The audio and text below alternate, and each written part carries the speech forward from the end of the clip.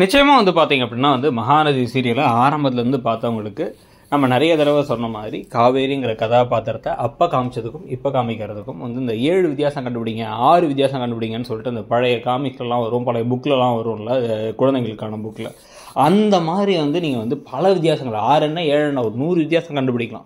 தைரியத்துக்கு தைரியம் மிஸ்ஸிங், புத்திசாலித்தனத்துக்கு புத்திசாலித்தனம் மிஸ்ஸிங், பட்டு மனசில் பட்டதை பேசுறது அப்படிங்கிறது மிஸ்ஸிங். இப்போ வந்து பார்த்தீங்க அப்படின்னா வந்து பழைய காவேரியுடைய ஷேடோன்னு சொல்லுவாங்க, நிழல்னு சொல்லுவாங்கள்ல, அந்த மாதிரி ஒரு நிழல் மாதிரி தான் இப்போ இருக்க கதாபாத்திரம் இருக்குது.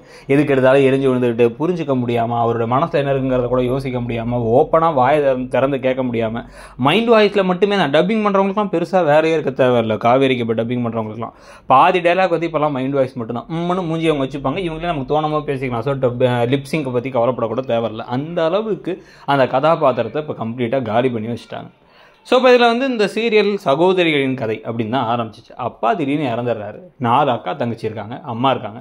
இதில் ஒரு தங்கச்சி வந்து ரொம்ப ஸ்ட்ராங்கான ஒருத்தங்க, இன்னொரு அக்கா வந்து கொஞ்சம் அவங்க வாழ்க்கையிலேயே வந்து 1000 பிரச்சனைகள், பிடிக்காத கல்யாணம்னு சொல்லிட்டு, அடுத்து ஒரு சுயநலமான தங்கச்சி, அப்போ ரொம்ப நல்ல தங்கச்சி ஆனால் ரொம்ப குட்டி தங்கச்சி அப்படின்னு 4 பேர். இதில் 3 பேருக்கு இப்போ கல்யாணம் ஆகிடுச்சு.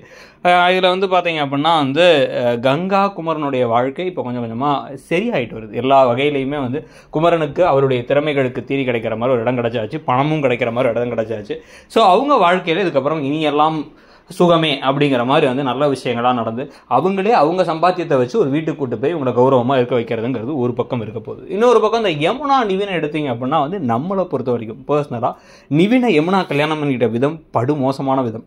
அதுக்கு பிறகாச்சு நிவின் கிட்டக்க நிஜமான பாசத்தோடு நடந்துக்கிட்டாங்களான்னு பார்த்தீங்க அப்படின்னா வந்து கிடையாது. வல்லவன் படத்தை ரீமாசன் மாதிரி சைக்கோ மோடில் மட்டும் தான் பாதி நேரம் சுற்றுவாங்க. நான் சமைச்சா தான் சாப்பிடணும், என் அக்காவோட ஃபோட்டோலாம் கிழிச்சு போட்டுருவேன், அவ்வளோதான், அவரை நான் மாற்றணும், அதனால் எங்கள் அக்காவோட வாழ்க்கை வந்து என்னன்னாலும் பரவாயில்ல அப்படிங்கிற மாதிரிலாம் கிறுக்குத்தனமான பல விஷயங்கள், சுயநலமான பல விஷயங்கள்லாம் பண்ணாங்க. ஒரு கட்டத்துக்கு மேலே நிவின் வந்து எனக்கு உங்க கூட வாழவே பிடிக்கலன்னு வந்து கடைசியில் பிரிஞ்சுட்டு அவங்க 2 பேர் பிரிஞ்சுட்டா கூட நமக்கு வந்து ஓகேன்னு தான் தோணுது அந்த ஜோடியை பொறுத்த வரைக்கும்.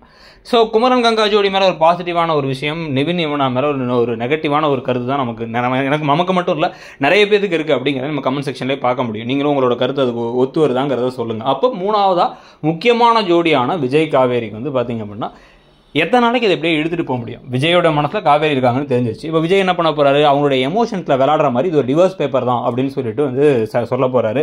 அந்த சேஞ்ச் ஆஃப் ஓனர்ஷிப் 2 பேருக்கும் பாதி பார்ட்னர்ஷிப்னு கொடுக்குற பேப்பர் சைன் பண்ணதுக்கு பிறகு.